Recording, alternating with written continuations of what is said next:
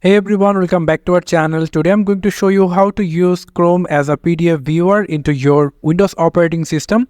So you just need to go into Google Chrome and then you just need to select this three dot option at the right corner. Click on that and then you will find the option called settings. Click on that and then you will get an option at the left side called privacy and security. Click on that and then you will find the option at the bottom side called site settings. Click on that.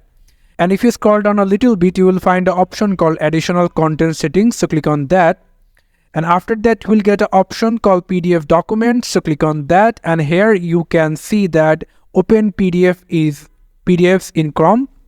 So let's check it. If you checked in download PDFs, don't do that. Just click on this open PDFs in Chrome.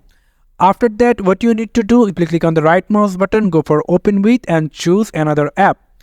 And then if you click on Google Chrome, click on always, and if you minimize it, you can see that the Google Chrome icon is popped up. So now you can, if you open any of PDF file, it will be looks like as a Google Chrome icon and it will open in Google Chrome. So this is how you can use Chrome as a PDF viewer. Thank you so much for watching this video. I hope to see you in other videos. Till then, goodbye.